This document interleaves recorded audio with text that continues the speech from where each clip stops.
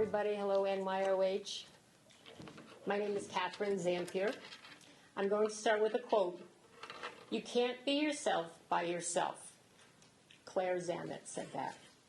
I'm going to start with my diagnosis. It was April 29, 2011. I received a call at work. I was a substitute librarian at a high school, and my doctor called and confirmed my breast cancer. Right away, I thought about my 3 aunts who had passed away from cancers, and I thought about my 3 cousins at the time who had breast cancer, one of them who had passed away. My husband was out of town, I was 53, and I had stage 3C breast cancer. I couldn't and wouldn't say it, and I still have trouble saying it today. Skipping a few months ahead, June 30th came. It was my birthday. I had my first chemo, and I will always remember that. After many, many months of surgeries, chemo, radiation, a clinical trial, follow-up scans, I was entering the normal world, which was a scary thing after all this support. My fear of reoccurrence was very strong, and it's kind of driving myself a little crazy about it, worrying about it. To cope, I attended many breast cancer events around the Capital District. I went to speakers, I went to conferences, I went to yoga classes, I went to art therapy, I went to writing workshops. Thank you, Emily.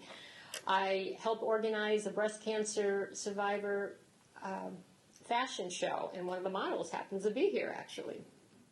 I needed to connect with people. Then I started what I call my gratitude transformation time. I was gifted a book titled 1,000 Gifts by Ann Voskamp. And I started a gratitude journal with the goal of writing 1,000 things that I was grateful for. The book taught me to embrace everyday blessings and write them down. Of course, I had so much to be grateful for. My husband, my family, my friends. I had a job. I had good insurance. But the book also said, look at the everyday things that you need to be grateful for, like mail in your mailbox. Some people may not find that grateful. Sun in your face, the feel of fleece on your skin, a puppy's velvety ear. My new mantra became, every day was a gift, and I still use that when people ask me how I'm feeling. Then I discovered at one of the conferences dragon boating. 2 ladies approached me with a display, pictures of their dragon boat. I'm going, what is dragon boating?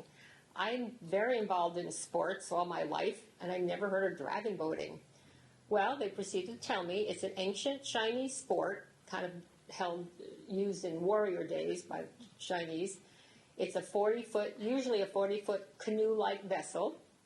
It holds 20 paddlers, 10 on one side, 10 on the right side, and there's a steer person that stands up in the back with a big oar, gives commands, and steers the boat.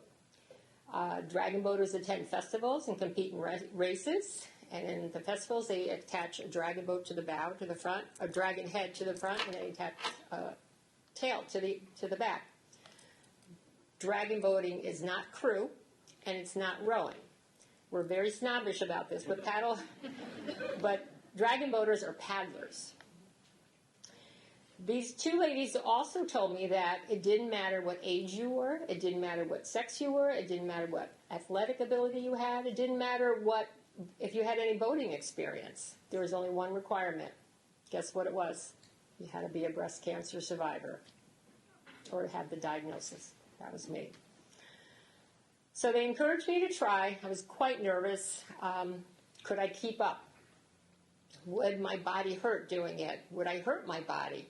And I've since learned that there's a lot of benefits to upper body exercise, both mentally and physically, for breast cancer patients. What if I get sick? For some reason I had this fear. What if I get sick and panic in the middle of the water on the boat? What if we tip over? I'm a good swimmer, but I'm not a great swimmer. The name of the team that was recruiting me was called Hope in the Boat. And with a word like hope, I leaned on that all my life. It gave me very positive vibes. So I was excited to give it a try. I got to the dock on the Hudson River where the dragon boat was being docked, and I noticed several very vibrant women, all ages, from ages 30 to age 70, maybe even 80. We did a lot of stretching before we went out. And then when we got out in the water, I found it so therapeutic. I found it very peaceful. You wouldn't think in the middle of the Hudson River you could be that way. But we would see bald eagles. We would see wildlife, like deer actually along the Hudson. And since we often practice in the evenings, we would see these orange, pinky sunsets. Pink, green, the color of breast cancer is so cool. I realized that this group of ladies, and one of my guests is also a dragon boater that's here tonight, is an unofficial support group. And I loved it. We didn't talk a lot about breast cancer, but if we needed to, we could. We were very different, but we were alike in so many ways. So I'll take you to the current day, 2023. I'm so grateful to have met so many ladies through dragon boating. I'm in my 11th year. We practice 2 times a week now on the Mohawk River, usually in the evening. In fact, I'm missing the first practice tonight to be here, so you guys mean a lot to me. We compete in festivals, and I had the most beautiful experience by going to Florence, Italy for the 2018 International Breast Cancer Dragon Boating Festival. A whole festival, internationally, for just breast cancer survivors. And we got, thank you. And we got to race on the Argo River. If you've been to Florence, you know how special that is. The food, the people. Just this past April was the International Festival 2023 was held in New Zealand. I did not get to go, but some of our members did go. And there were 2,500 breast cancer survivors at that event worldwide. They come from all over. So this is really a worldwide event. I don't think it's an Olympic sport yet, but it probably will be soon. Off-season, we continue to go to breast cancer awareness events. We do a lot of fundraising. We do a lot of fun things together just to keep in touch over the winter. We do a lot of community activities, and we recruit. So if anyone here knows of anybody who might be interested in joining a Dragon Board team or just finding out about it, please see me. I can steer you in the right direction. Dragon boating also inspired me to write a children's story. I published a children's picture book, and I wish to publish another one. Hopefully this will be published soon. My dragon boat story this time is about a young girl who sees her mother, who's diagnosed with cancer.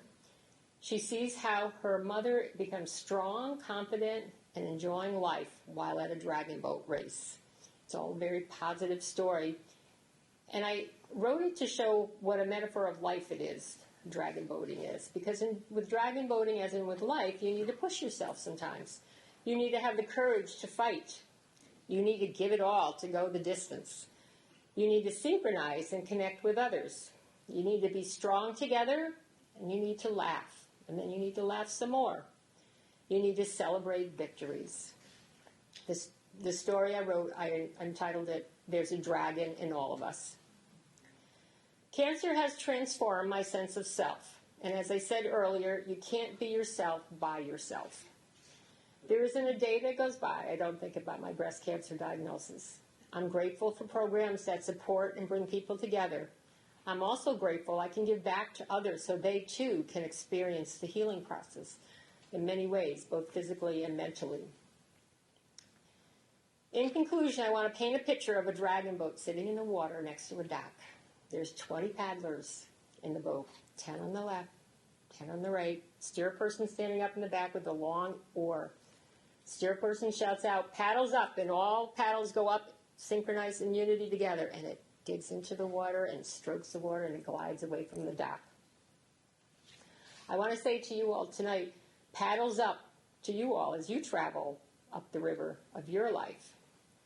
Thank you for letting me share part of my story. Thank you for all that you all do in whatever aspect you do it. I wouldn't be here today if it wasn't for NYOH.